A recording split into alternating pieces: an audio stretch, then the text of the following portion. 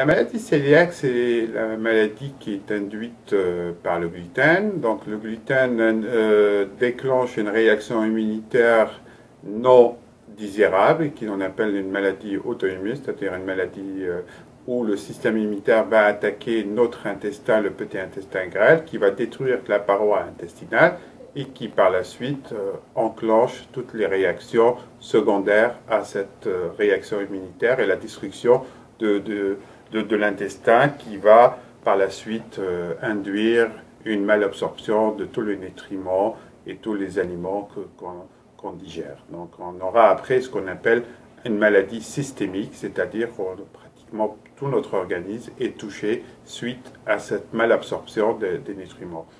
Et de l'autre côté aussi, la présence de l'inflammation au niveau de l'intestin qui produit aussi ses effets négatifs au niveau de notre système et notre organisme. On ne peut pas vivre avec les symptômes qui sont déclenchés dans la maladie cœliaque. Comme vous savez, les douleurs abdominales, on a les diarrhées, on a la fatigue, on a de l'anémie, donc la qualité de vie est vraiment désastreuse.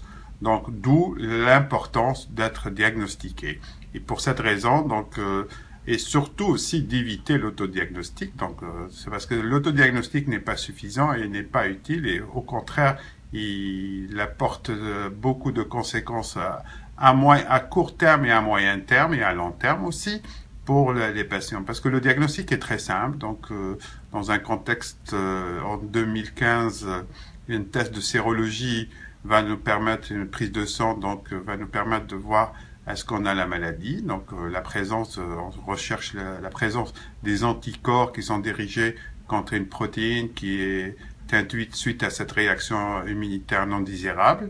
Donc à partir de ce diagnostic, on procédera, le médecin traitant procédera à d'autres examens pour compléter le diagnostic final. Le traitement de la maladie cœliaque, c'est le régime sans gluten. Et la tolérance est 0. Donc, on ne peut pas se tolérer de temps à autre, oublier de manger un peu de gluten, comme on peut le faire pour certains médicaments. Donc, c'est un traitement qui est très important et qui est non seulement important, et vital. Donc, que ce soit au niveau de la qualité de vie et aussi pour permettre à l'intestin de retourner à son état normal. Et ça, c'est aussi la chance qu'ont les patients, c'est que avec la maladie cœliaque, c'est qu'on peut soigner cette maladie. On peut même la guérir, donc où l'intestin revient à son état normal si on suit complètement son régime sans gluten. Et d'autre part, il y a tout le suivi aussi paramédical, donc avec une nutritionniste pour voir, et le suivi aussi assez annuel pour vérifier qu'on suit bien notre régime. Avant le diagnostic, il est très important de ne pas arrêter le gluten car ceci pourrait fausser les résultats. Donc, il est très difficile pour le médecin traitant pour faire un diagnostic, étant donné que dès qu'on arrête le gluten, les marqueurs qu'on recherche pour la maladie commencent à disparaître et on pourrait avoir ce qu'on appelle des faux négatifs. Donc, d'où l'importance de continuer à manger le gluten, d'aller passer ces tests après le diagnostic avec le médecin traitant et la nutritionniste pour savoir comment suivre son régime sans gluten. Le suivi du régime sans gluten change complètement la personne atteinte de la maladie cœliaque.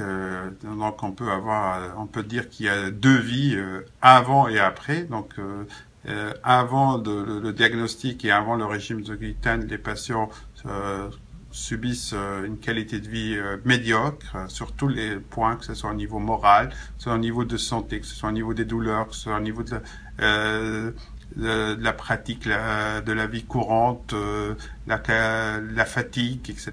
Mais après le régime sans gluten, les personnes deviennent une autre personne comme ils n'ont jamais été. Et ça, d'où l'importance du régime rigoureux de ce régime sans gluten.